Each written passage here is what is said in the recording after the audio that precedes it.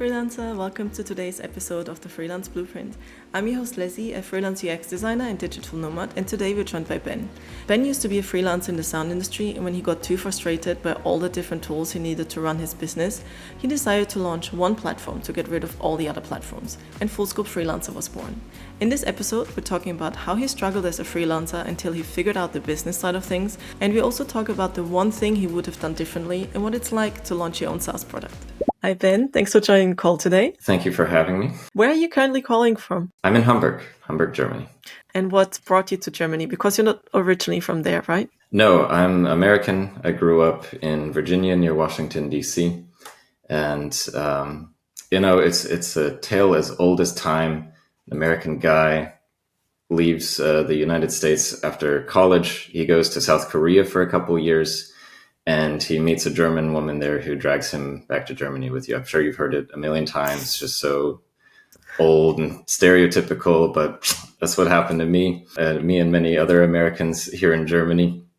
And so I ended up here about 10 years ago, thinking kind of like my couple of years in Asia that I would just hang out for a little while here and then bounce around somewhere else. And I'm still here. So that's the way the cookie crumbled for me. Nice. If I didn't know anything about you, but would meet that specific German person that dragged you all the way to Germany, how would they describe you to me? Oh, I don't know.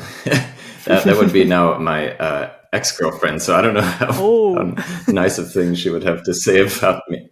So let's say I got dragged to Germany. I realized that the person that brought me to Germany was not right for me, but Germany was right for me. So I got rid of her, but I stayed here. Well, sometimes you meet people for a reason. Okay, let's ask the question differently then. How would your best friend describe you to me? Oh, gosh, that's an interesting question. Well,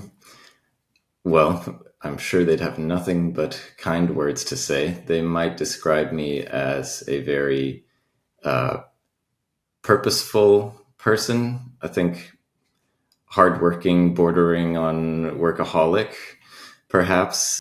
I think for people who know me well, they know that I have pretty clear goals in life that I like to work hard towards achieving. And I'm also I would say very dedicated to my family and my close friends. So I'm currently looking forward to the birth of our first child. So it's an extremely exciting time in my life right now. I'm basically just got a big grin on my face all day, every day. So I'm super happy, and hopefully other people can see that as well. Congratulations. That's quite I don't have children myself, but everyone told me that things, life, perspective, everything changes. So I hope it's going to be an exciting journey for you. I have no doubt it will be. So you said that your friend would describe you as having clear goals. What are your goals at the moment? Oh gosh, many of them actually. It's with the baby on the way. It is a time of change. So a lot of things are changing, obviously, in our personal lives. But I suppose professionally, I'm working very hard on establishing the product and business that I'm sure we'll talk about soon here, a Scope Freelancer, which is essentially become the main career goal in my life, is to help freelancers like I used to be for a long time, maybe around 15 years of freelancing under my belt, to help them get the access to the kind of tools that I wish I had had back when I was struggling and juggling my way through multiple software subscriptions, trying to get my business off the ground and make things work, and see the kind of success with my freelancing journey that was obviously very, very difficult to find. So that's one of my main things right now. And then, otherwise, lots of other stuff. I have a lot of plans. I'm a kind of a person who I live off of the future goals in a way. I know that can be perceived sometimes as a negative if you're not present and in the here and now kind of thing. But if I don't have like that big lofty dream out in front of me, then I just kind of like crumble. I need something huge, something really massive to just make me want to spring out of bed every morning, rush under a cold shower and just start yelling and screaming and attacking the day like a madman. I think it's very tricky to balance to balance staying in the present, but also having goals and thinking about the future. Because if we would just stay in the present, what's the point in saving money? We would all get a flight, stay by the beach, stay in a 5-star luxury resort, but we can't live every day as if it's our last, because maybe there is a tomorrow and maybe we need money tomorrow. Maybe we need to do something else tomorrow. So I think it's very tricky to get that balance between balance and future. How do you deal with that? Oh, let's say, do I deal with it at all? I suppose it's both are important. I think. I mean, maybe that's my perspective. With someone with my personality might say something like that, but I enjoy the present more, knowing that the things that I'm doing in the present are, again, putting me on a path towards greater things in the future. Not to say that I don't think my life is nice as it is now. I'm very happy where I am. I'm very appreciative of the many great things that have happened to me, being able to travel the world, live in different countries, build a business, and all the opportunities that I've been lucky enough to have. So I don't discount those or say it's not good enough yet. So I don't personally struggle, I think, with that issue. I guess maybe it depends a bit on you and the way you see the world. But I think me personally, I can think back to times in my life where I didn't have those kind of lofty shoot for the stars types of goals and plans.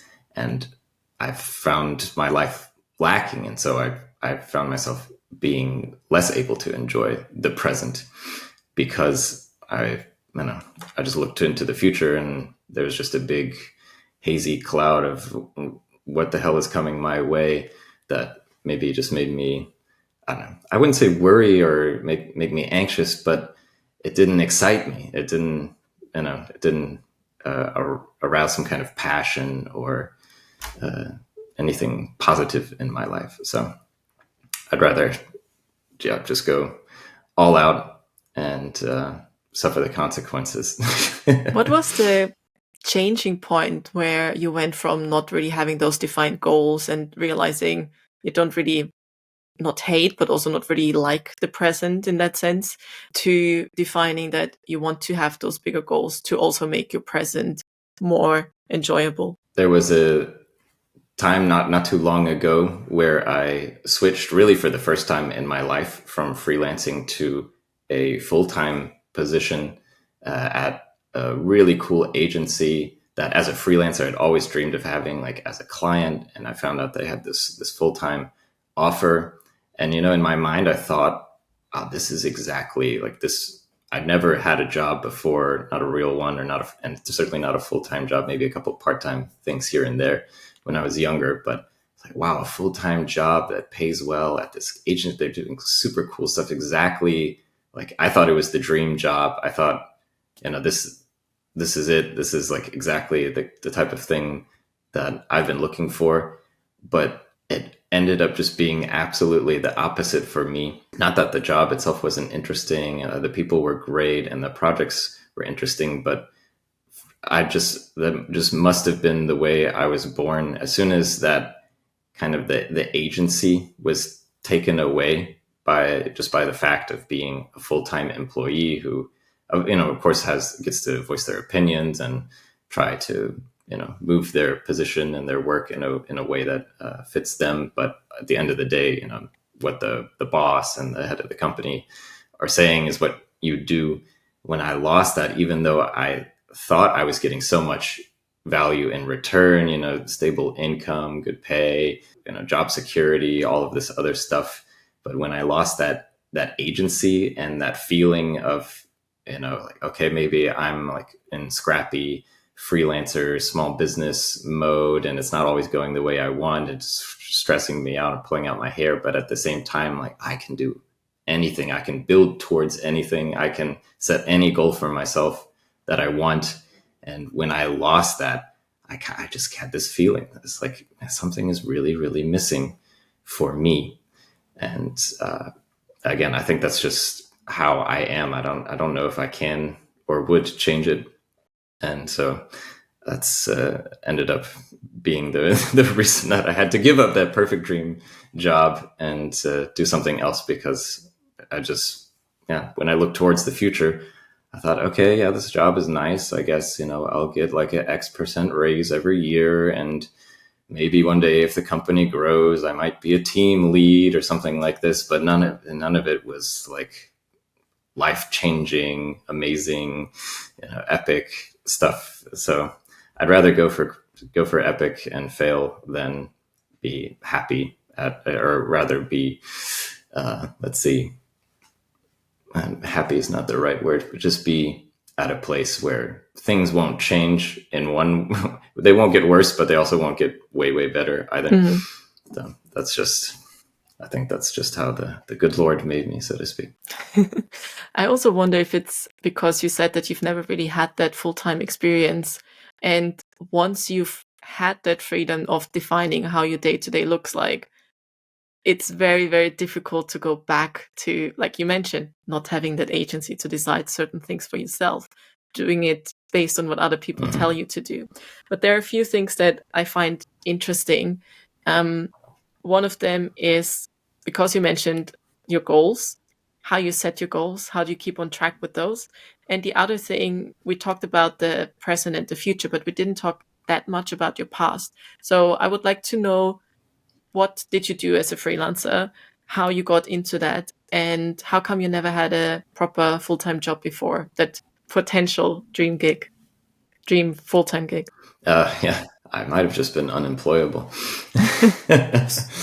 I freelanced in the audio industry, and I think pretty honestly say there's almost no audio related job that I did not do at some point in my freelancing journey. So I studied music composition in Boston before leaving the US, and so I've composed music, I've done sound design for film and video games, I've done live sound mixing, like concerts and stage plays, and done podcast recordings, and done just the full gambit. There's almost nothing in the audio world that my hands did not touch at one point or another.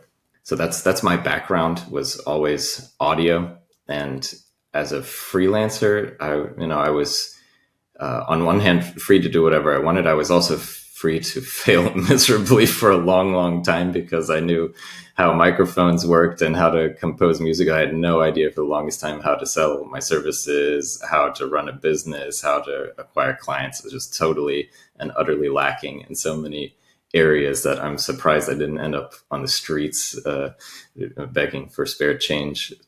It was pretty bad. It was pretty depressing. I worked with video games for a long time. I tried to start a studio with a friend of mine, focusing mostly on interactive audio for games and for like virtual reality and cool new technology. Unfortunately, we decided to start that project right before the pandemic hit, and that kind of crushed our dreams in a quick and pretty impactful way, as it did, I'm sure, many, many other people's plans. So after that, I was kind of scrambling, as I think many people were, and just luckily found this job that I just mentioned, which at the time was definitely a godsend. I mean, because it was hard times for everybody in the industry, and to go from losing basically the entirety of your business in a 2-week span, and spending lockdown trying to figure out how the hell you're going to get it back and pay the bills, to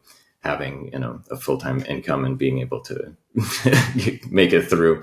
So I'm definitely grateful for that opportunity. Yeah. How did you learn all of these admin things? Because I keep telling to people who ask me about freelancing and stuff, that it's not just a skill set that you have. You don't just show that, I don't know, in your case, some audio skills, for me, like UX design skills. It's everything around it. You have to market yourself. You have to do sales. You have to do branding. You have to do so many things that you don't consider. All the workflows, all the kind of management. How did you learn those things? Well, the The short answer is I didn't for a long, long time. And the results spoke to that effect. Many things I just learned purely by making painful and miserable mistakes over and over and over until I realized maybe I'm doing something wrong. At some point, I decided to realize, this whole business part of my business, I suck at that. What's maybe there's some skills or some information that I'm lacking that I might want to invest in. And so I actually just took a course that was offered by actually another now podcaster in the freelancing space, although he started in the audio space, Brian Hood. I don't know if you know him or his podcast. I think it's called Six Figure Creative now. I think I heard the title. I definitely have to check it out. Yeah, he's a really nice guy. And for a long time before he branched out to just freelancers in general, he was focused on the audio niche because he used to run a studio and produce, I think he produced like metal or something. He recorded and produced metal bands, and then branched out into making courses for audio people running a business. So it was, he nailed the niche in terms of, audio person looking to figure out how to run a business better. So I took one of his courses and, had a lot of eye-opening moments in terms of like, customer acquisition. Sales and marketing. Brand concepts. It's like, my website isn't all about me. It's about my customers. Like so many things were just like aha moments that wish I had a decade earlier, but better late than never. I think nowadays, especially, it's good that there's more and more of this content out there. So many people produce content like that. And it's easier to Google things now. Also, you can just ask ChatGPT. There are so many things that make your life easier than if you would have started 10 years ago. From then, did you see a change? Oh, yeah, definitely. I mean, number one, I just felt way better because I had finally a feeling like, I at least a little bit know what I'm doing now. Or I have, again, a plan that is putting me on a path towards the kind of future that I'm, dreaming about and setting as a goal for myself. Before I definitely had the goal and the dream, but I had no plan.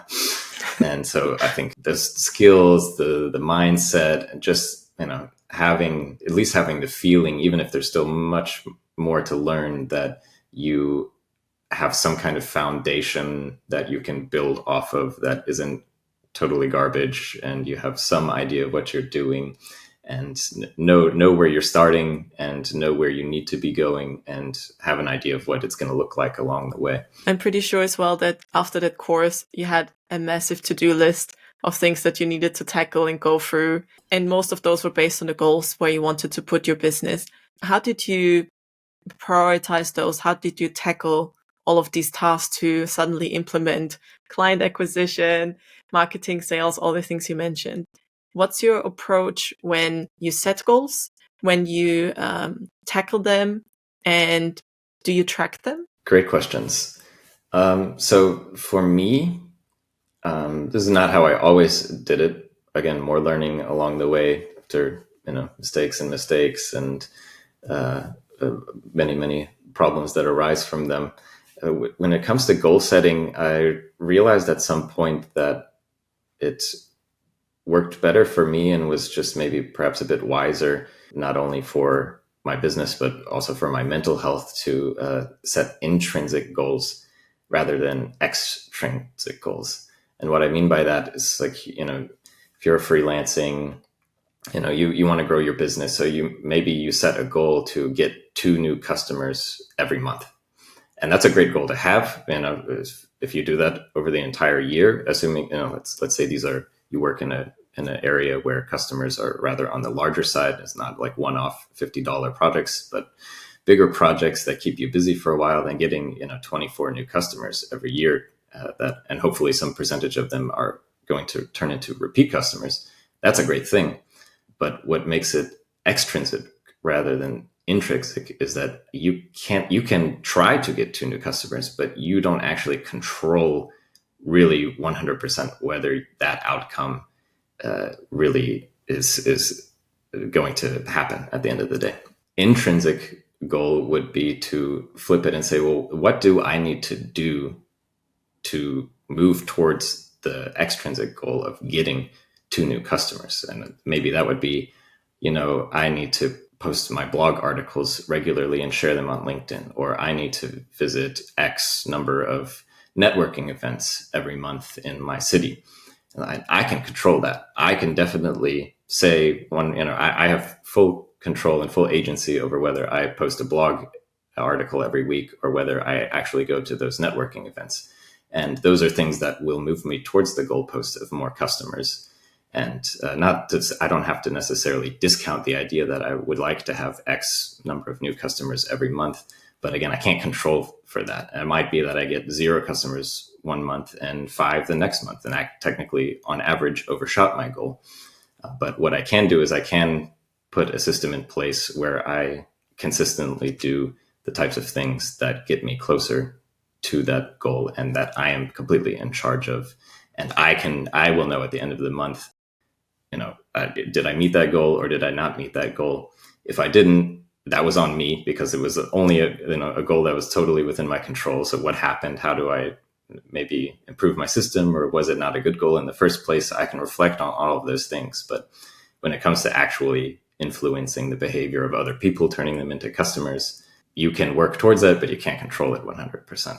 So in my case, it would drive me a little crazy to set goals like that and then not hit them. And then you're thinking the whole time, oh, I did talk to that one potential lead, but why didn't they want to buy, or blah, blah, blah. And it might have just been that they just don't need the service yet, maybe in 2 months from now, or just things, again, that are completely outside of your scope that you can't really influence. And so that helped me stay sane a little bit when I realized this intrinsic versus extrinsic narrative that I could kind of play it against itself.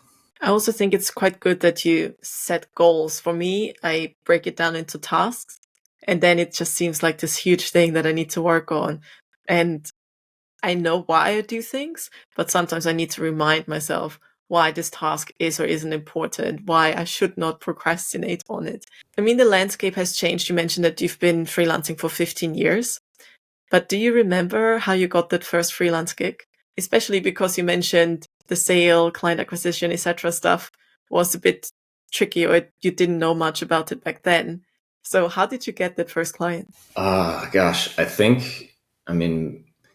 I remember right, my first client was actually just a friend who knew from being my friend that I offered the type of services that they would be interested in. And since they were already a good personal friend, they felt totally fine employing me to do that job for them. So there was definitely I wasn't out cold acquiring clients and convincing them of my awesomeness. That was a good friend of mine, a singer. So the job was that I produced her first singer-songwriter album in my bedroom. So this was real low budget back in the day, just getting started type of thing. And she paid me, some measly amount of money that in retrospect was definitely not enough, but it was a job. I had something to do. Someone was paying me some amount of money for the skills that I had acquired in my bachelor's program at university. So I was happy enough, and probably spent, I think my hourly wage probably came out to nearly 0 because I spent so much time trying to do a good job on her album and, overproduce it like crazy and just to do the best work that I could possibly deliver at that time, which looking back was terrible work because I was just starting. I had no idea what I was doing, but got to deal with where you're at, not where you will want to be one day.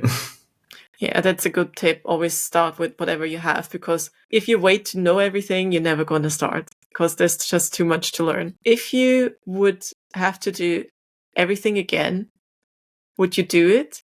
And how would you do it starting today? Gosh, I'm so grateful for where I am right now and so happy where I am that I would probably just say, I'll just take life as it came. Thank you very much, in order to be where I am right now. I think that is maybe that's not really necessarily a business statement. But if I hadn't done the odd things that I did, like, fly over to Asia for a couple of years and then randomly follow some German woman over to Germany, I would not have ended up where I am right now. I wouldn't have met my wife and my life would probably look very, very different. Hopefully it would nonetheless be a quite pleasant one, but no, I wouldn't change a thing.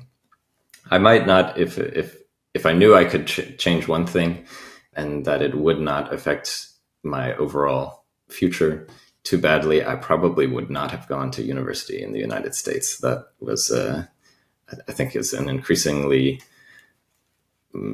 poor choice to make, because I, like many Americans, I was just like, oh, university is important and it's expensive for everyone. So it's totally normal for me to take on a huge debt and basically dig myself an enormous financial hole that I'm way too young to even understand and realize is going to be outrageously difficult and painful to get myself out of. But I'm going to university, so it's totally fine. That was one that stings. That's one of those, like, wake up in the middle of the night and have an existential moment, like, why did I do that type of choices? But at the end of the day, it got me to where I am. All's well that ends well. But it's not something I would personally recommend to anyone else. I think there's no reason to have that amount of debt as a young person who's then going off to potentially, especially back then, I studied music composition. So I was going into an industry that already has a pretty wild fail rate. So I was optimistic. You might be able to tell I'm an optimistic person at heart, but that's gotten me into trouble a few times in my life. I actually had a conversation with a previous podcast guest just the other day that I'm also very idealistic on certain things, but also I feel like we should be, because if nobody's idealistic, everyone just expects the worst from everyone else, and that whatever we're doing is never going to get us to where we want to be. So I actually think it's a good trait because it motivates you to do better things, and you also start to see a more positive outlook on things, even if they might be a bit more gray, like studying music at university. Sorry, I shouldn't laugh. I actually also had that conversation with other podcast guests, because there is so much content out there, so many courses, where the question is it even worth it going to university? Because by the time you finish studying, there's so much new stuff out there and it's no longer up to date. What would you have done differently looking back at it, instead of going to university to acquire the same knowledge? I mean, that's hard to say, because in 2007, when I started university, these options weren't really available. There weren't crazy amounts of YouTube videos and cheap, affordable online courses to teach you what you might want to know. So back then, I might have just opted to go to like a community college instead of move out of state, which is very pricey in the United States, and go to Boston, which is one of the biggest university cities in the world, which also means that they really squeeze you there because they know everyone wants to be there. So I probably would have just studied the same thing somewhere else. In hindsight, I mean, music theory is music theory. It's not any different at one university or the other. C major chord is still a C major chord, no matter where you learn it. And otherwise, if I were doing it today, then I would say I would personally look for like a mentor or a good teacher, and try to get myself in a situation where I can have them help me figure out how to learn the things I want to learn. Again, maybe without necessarily doing 4 years at a college somewhere. I mean, it's a different thing saying that being here in Germany, because in Germany, university is essentially free. And I took advantage of that. I went to and got a master's degree while I was here, because when I first got here, I had come here, but I didn't know anyone. I didn't have any contacts. I had no network. And so I kind of thought, okay, well, where am I going to meet people? Where am I going to learn German? And I realized, like, I could go do like a 3-4 semester master's degree, pay nothing for it, learn some new skills, because at that point I'd had enough experience doing the kind of work I'd been doing up until that point to see where I was lacking. So that I could find a master's program, go study the things that I realize are my weaker points, meet some new people, build a network, learn German a bit better, get a master's degree and come out of that hopefully in a better situation, and also without accruing any new debt or anything. So in Germany, it's a totally different situation to go and study for a couple of years here than it is in the United States or elsewhere. So, but I think either way, whether you're in university or not, going that path or not, I think trying to find a good mentor is a great idea. Just someone who's like really personally there for you, and sometimes that can be a teacher or even an older student who's further along in the program, but just someone who's kind of been there, done that in the industry you want to be in, and can guide you and point you in the right direction, and hopefully be there as someone to bounce ideas off of and learn the ropes from. I think that's something pretty valuable.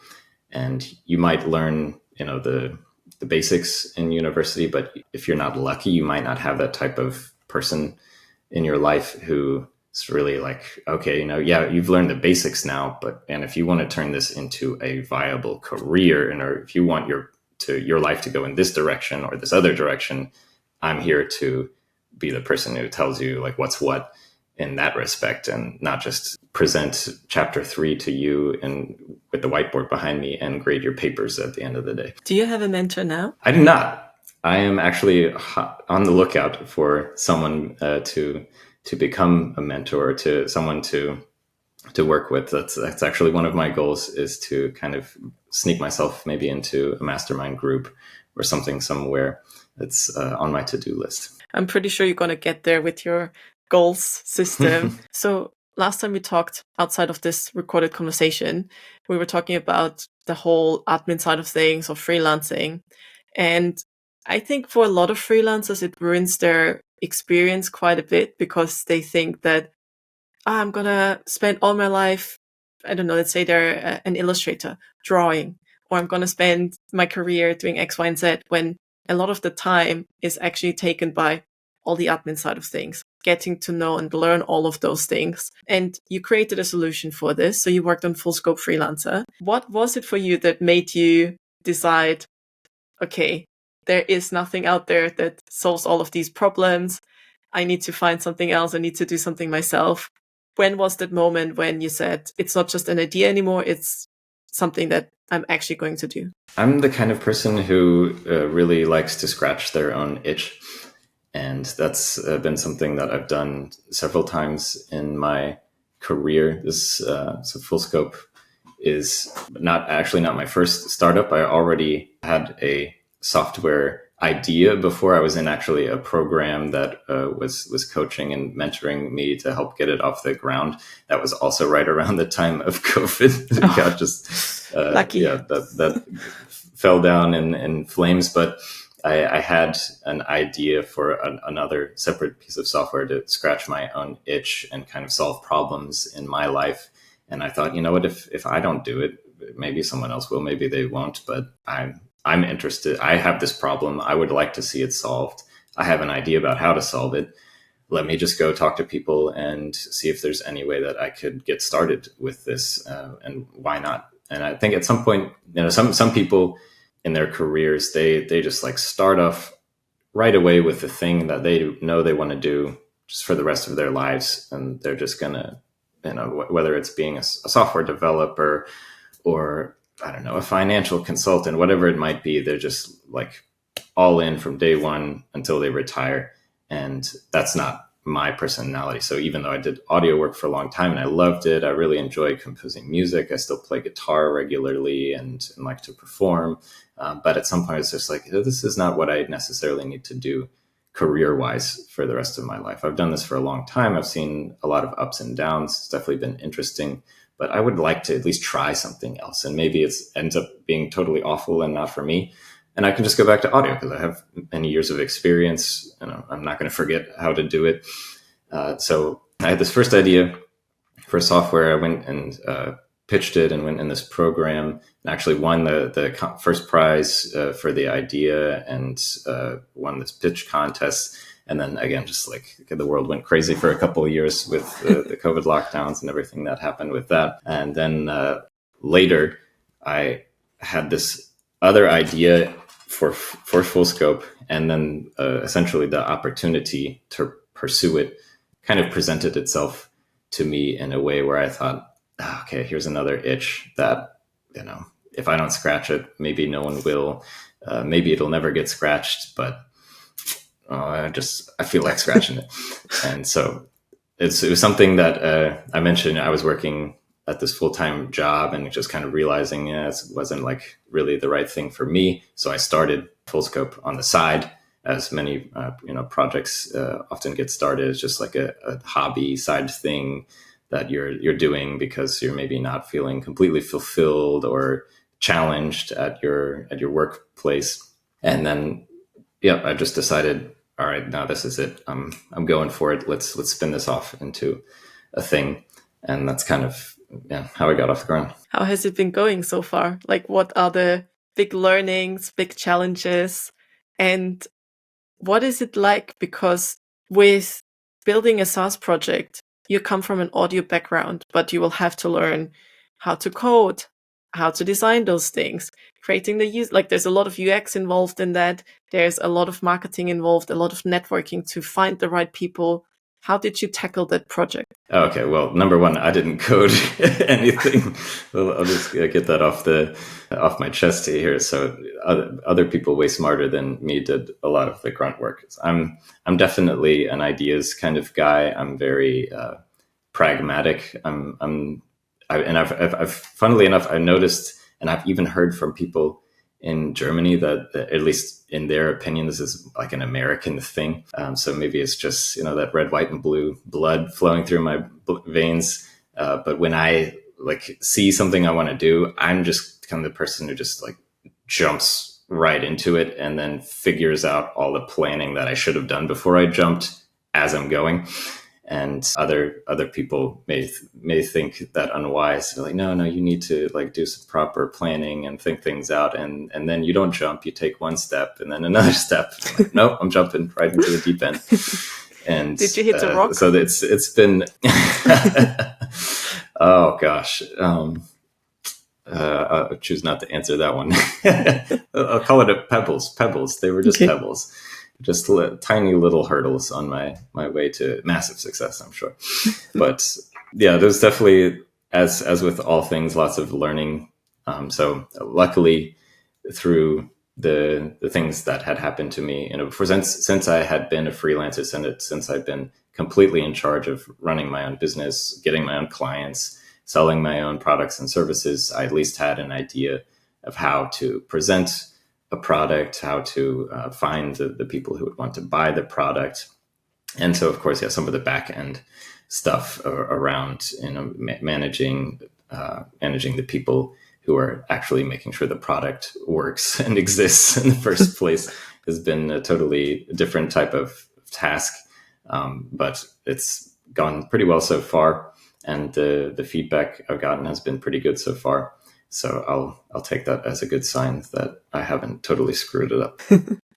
How do you find people that, like you said, I think it's a good way to do that, where you hire people that know something better than you, because if you would have to teach yourself how to code things, of course, it's not going to be as efficient and as fast to create that type of software. So how do you learn enough about, let's say, software development to know which people to hire for it, or to build a team, even if the expertise that you're outsourcing isn't necessarily something that you know a lot about? That's a really good question. And I'm not even sure I have a great answer.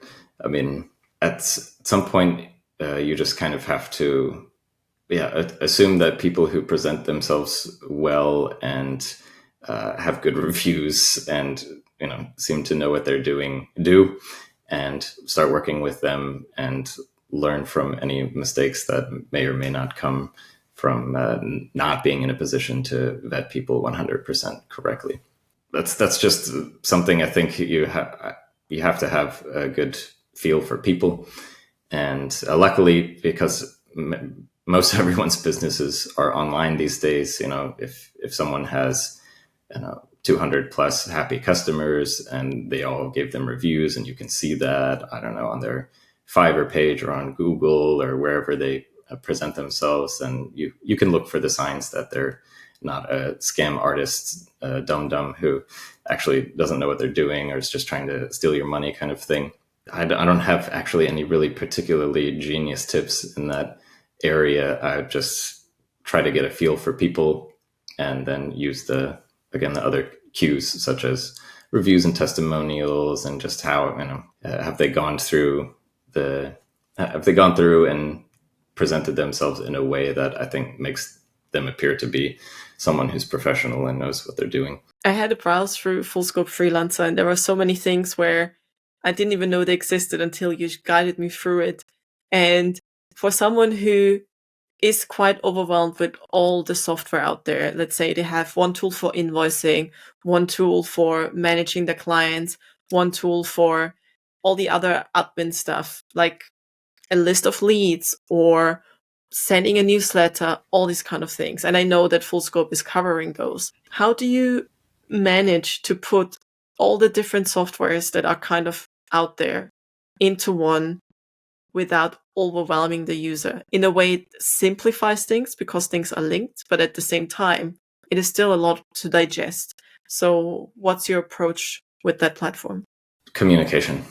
You just have to really be good at communicating and boiling it down to the basic idea of what problem it solves and why it's valuable to the customers. Sure, we have a website and a features page that lists all the different things that the software does, but at the end of the day, most of our customers, they don't necessarily find the website or purchase the product because they want to have a Swiss Army knife tool that does 15 different things and they need all of them 100%. It's more just like they're frustrated with having to juggle like all this different software to manage their business, especially as a solo, it was like a self-employed freelancer who maybe doesn't have any help in the back end. At best they might have a VA or something, but most people, they're on their own. They're doing it all themselves. And again, it's just that scratch your own itch thing that I mentioned. I used to be in that chair sitting there. I had, my website was on Wix. I did emails with MailChimp. I used Calendly to schedule calls and appointments. I had Pipedrive for my CRM, and then I had to pay extra for Zapier because they're all separate tools and I wanted them to talk to each other. And so I'm just like, oh, geez, look how much money I'm spending. Look how much time I'm losing. And every time I wanted, I could see the value in having other tools in my business. But at the same time, I was looking at like, oh, that's more money I have to spend. It's another whole piece of software I have to learn how to use. So, it's another thing I have to figure out how to connect it to Zapier so that I can try to make my website and my CRM talk to each other or something like this. And it did not excite or inspire me to build a better system for my business because of the costs and because of the work involved and the time lost. And so I knew that, at least for one person in the world, myself, that the value proposition of having a tool that had everything that I needed and more all in one place. I just open up one tab in my browser and it's all right there. And not only being able to solve the issue of juggling all of this software, paying all of these subscriptions, but also being way more flexible, because I think a lot of freelancers, especially when you're just getting started, you don't have 5, 6, 7 pieces of software. You probably haven't learned enough about running a business to even know what to do with all of them. But as time goes on, as you get more serious, as your business grows, you realize, okay, I need more and more of this to run a viable online business. And especially at the beginning, you might not know yet really what works for your business and for your customers. So it could be that you sign up, for example, for like MailChimp and pay $20, $30 a month for 6, 9, 12 months to try to start a newsletter, only to realize that, my customers don't really seem to be reacting to a newsletter, or it's not quite working for the way I do business. Like, I'm not the type of person who writes a newsletter at the end of the day. And then you've sunk all that time and money to something that ended up really not being the right fit for you. Now, that's good because you've learned, you have to try it in order to figure it out. But I think that if you have a tool that already has these other tools within it, like email marketing or a social media manager or a course builder or whatever other thing, then you have this amazing flexibility to, at any point in your freelancing journey, be like, you know what, maybe I do want to launch a course, and maybe I don't want to pay like $120 a month for a Kajabi to do it. Maybe I would just like to test the waters. I'm going to build a course. I'm going to put it out there, see if anyone likes it. Maybe they won't. And maybe if I had, if I'm working with a tool like Fullscope, and oh, that's great, I did not pay hundreds of dollars to try for several months to push a course out into the world that it turns out no one actually wanted, or I need to tweak it and change it. And, so having that flexibility to be creative, to try new things, and to not, tank your bank account in the process is for freelancers, who are already working on shoestring budgets a lot of the time. And, especially in the beginning, you're figuring out how things work. You're probably not drowning in clients and got like a $20,000 a month software budget or anything ridiculous. You have to be very careful about the decisions you make, and you have to be very careful about not overspending when you're not bringing in that much business. And so again, it's just that itch that I had to have a tool that could do all of that at a price that freelancers can actually afford is just kind of the driving factor behind the entire project. The other thing that's good is when you have all of these things in there, you might prompt the freelancer to do something that they didn't consider. So for example, if there is a newsletter tool, then they might think of starting a newsletter, which when you just start freelancing, it's not on top of your mind. It's probably more about, okay, I need a website, I need a client. And the other thing I want to ask you, because when I do UX design, I'm usually entering the journey kind of halfway, midway, or maybe there's a redesign, something along those lines. But for me, I love the moment when I show the designs to the client, and depending what stage I'm showing them, if it's wireframes, they're going like, okay, but they don't really understand yet what it means, what the software is going to look like. So one of my favorite phases is the phase where I show them the UI, because then they have this moment of, oh, my product is coming to life. You actually see that the dream they've been working towards is happening, and this excitement, and then I get excited, everyone in the team gets excited. How is it for you when you go through this journey and you try to put all of these features in and everything, and you don't really know yet what this product is going to look like, how it's going to feel like, and then you see it evolve? How is this journey from a client perspective? I guess it's always been exciting for me, even at the very beginning when I just had, my idea scratched on a piece of paper, just because I knew what the end goal was.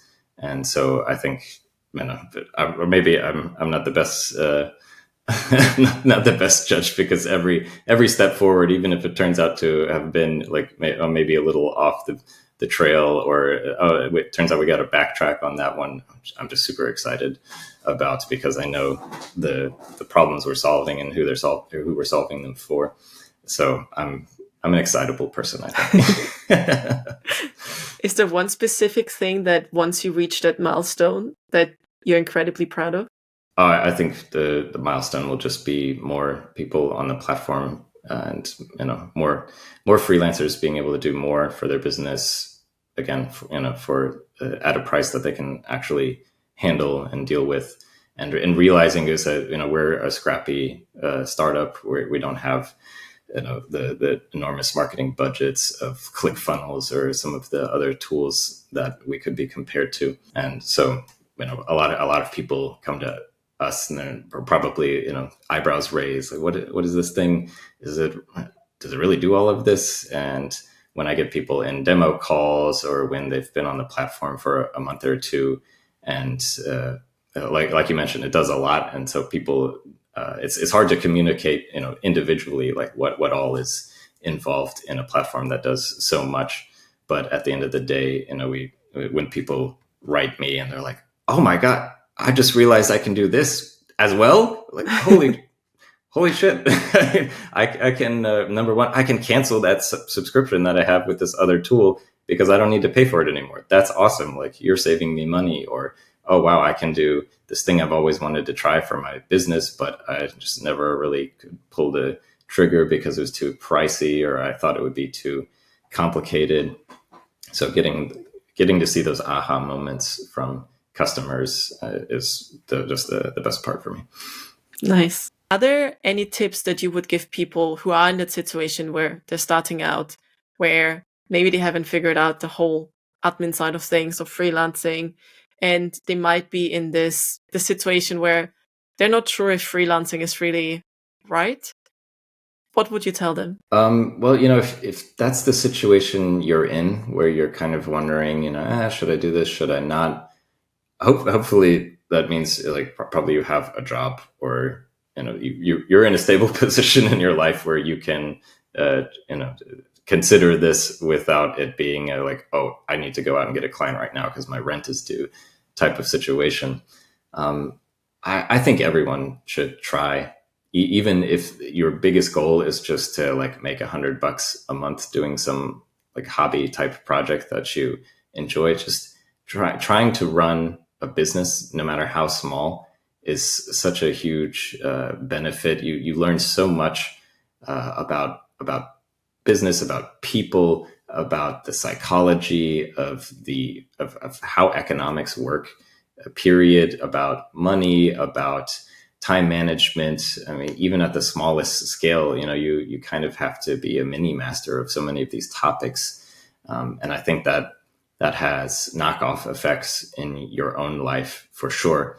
One of the stories that I most like to tell about a kind of like a business skill that translated to something in my personal life that I'm actually really excited about is when I first took that course I mentioned earlier from Brian Hood, and learned a bit about how to actually run a business. We talked in the course about batching tasks. And for anyone who's maybe not familiar with the idea, let's say if you want to do an email newsletter every week, you could every Monday, sit down and write a new email and send it out, or you could batch produce all of those emails like one day a month and then just schedule them to go out once a week. And when you batch things, you can just kind of, you're in that mindset of doing that one task for longer. You can be more efficient. And for some things, especially if it's something you don't really enjoy doing, like maybe it might be social media or something, you could just sit one day a month, do all of the social media posts for the whole month, and then just schedule them to post all month. And then you have the rest of the 29 days of the month to sit back and not really have to think about social media all day. So that can be a huge relief. But I moved batch processing from my business, which I never would have learned about had I not had a business, had I not been freelancing, into my personal life, because I realized, like, oh my gosh, I can apply this to my cooking and grocery shopping, because I love to cook, but I'm really scatterbrained when it comes to grocery shopping. And I don't really like going to the grocery store, especially because, I usually only had time to go after work, and that's when everyone's there. It's totally full. There's a long line. It takes forever. I inevitably forget something and realize it on the way home. And so I thought, oh man, like, how about I batch process my cooking? And so what I realized is I can, number one, I started ordering my groceries, because I just thought, why go to the grocery store if I hate it? I'll just have my groceries delivered. And I made a spreadsheet that has like weekly meal plans, because I can spend 3, 4, 5 hours in the kitchen cooking just to scarf it down in 5 minutes, and I'm totally happy. I love to cook, but all of the rest of the stuff around it, I hated. So by batching it, I could create a weekly meal plan. I have a list of all the ingredients I need. It's also, I realized by planning ahead of time, it's like, oh, you know what? I'll plan my weeks, the food I'm eating for the week around a specific like type of food or a country's food, so that any leftovers actually fit with the food that I'm eating the following day. So I'm not like eating a curry one day and then, I don't know, pasta bolognese the next day, but I have curry leftovers. But like, what do I do with this? I don't want to have curry bolognese. And that's been like a massive improvement on my life that I never would have thought about or known about had I not been running a business and learning how to run that business better by using batch processing. So now, like once a week, I have on my calendar, I sit down, I like choose, maybe it's going to be Thai food this week.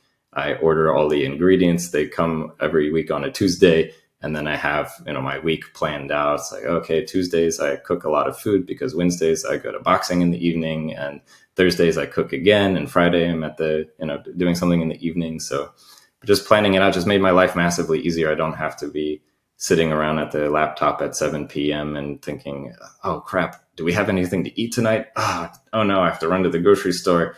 Oh, what do we do? And just like when you're stressed, you make the worst decisions when it comes to food, and then you're not happy about any of it. So just moving all of that unnecessary overload on my brain into this nice little pretty batch processed packet that I have a plan, I execute the plan, it makes my life easier. The food we eat is better. I'm happier. My wife's happier. Life is a rainbow and sunshine and bird singing. It sounds like a good thing because you can basically any decision you've made in the past for your future, you don't have to do again. So if you already decided this day I'm going to eat that day you don't have to think about it. You just do it and then move on with whatever else you have to do. And that makes life a lot easier. Thank you so much for taking the time today. I really enjoyed this and also learned more about how you actually started. Before we end this conversation, there are 3 questions that I ask all of my guests.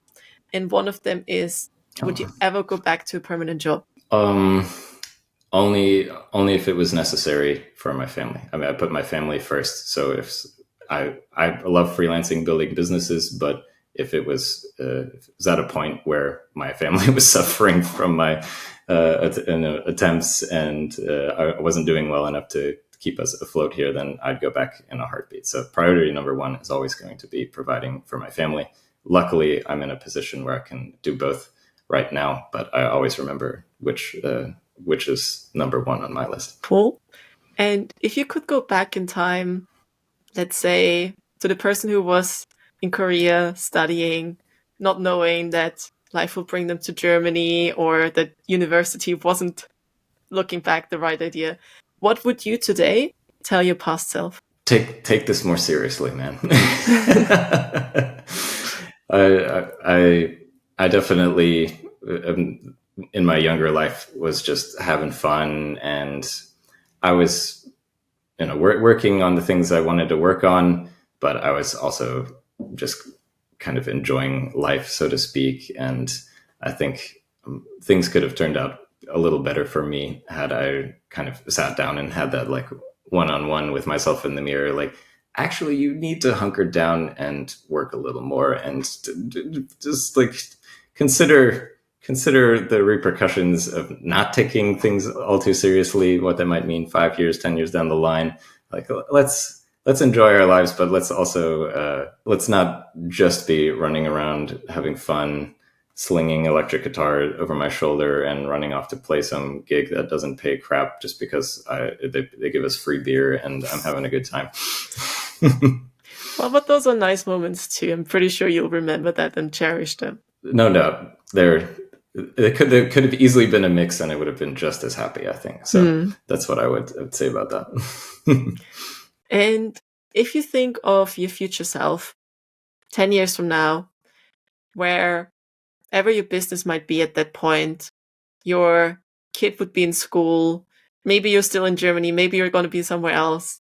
What do you think your future self would tell you today? Oof, that's a really good question. I mean, I know it's easy to answer the question about talking to yourself 10 years back, but I don't know, maybe I'm too optimistic and feel like I'm doing things the way I should be doing them now. So it's hard to perceive what 10 years from now I might have said. I think I would probably say the opposite of the answer I just gave, which is maybe take things too seriously, because versus my younger self, I definitely now have more the tendency to work too much rather than too little. And to like my default mode is, if I wake up like on a Saturday and we don't have plans, just like my laptop's open, I start working, and occasionally like suddenly it's 3 p.m., 4 p.m. I'm like, oh wait, it's the weekend. Like I should be doing something nice and enjoying, especially like right now, the last months of freedom with my wife before the baby comes. So I'm the kind of person who can slip into the workaholic mode a little too easily. So I will say the opposite of advice, which is don't take things too seriously. So evidently I'm all over the spectrum. Well, it's always about finding the balance. Well, thank you so much for your time today. If the listeners want to learn more about you, where can they find you? They can find me personally on LinkedIn, and otherwise they can learn more about the platform at fullscopefreelancer.com. I'm sure you're going to have a link. Thanks again for sharing.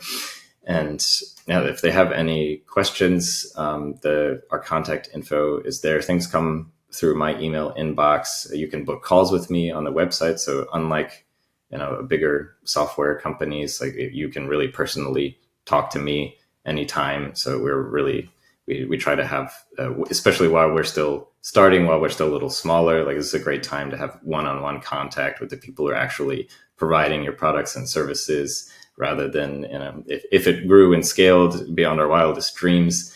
I hope that won't disappear necessarily, but of course it gets harder at a certain size to be personally involved with all your customers and actually be able to talk to them one-on-one. So if that's the type of service you'd like to have, instead of maybe the nameless chat bot trying to solve your problems, but the AI hasn't been tuned in quite yet as to how to understand you, then come on by. I'm happy to talk to anyone, anytime, about freelancing in general, about products, services, goals, dreams, whatever you've got for me. Bring it on in. Nice. Thank you so much. It was a pleasure to talk to you. And yeah, thank you. Have a good day. Thanks for having me. I really enjoyed this conversation with Ben. I'm adding the link to his LinkedIn and Full Scope Freelancer into the description of this podcast. If you're looking for a platform to manage your freelance business, you can try Full Scope's Freelancer for free, and with the link in the description, you get a longer trial period.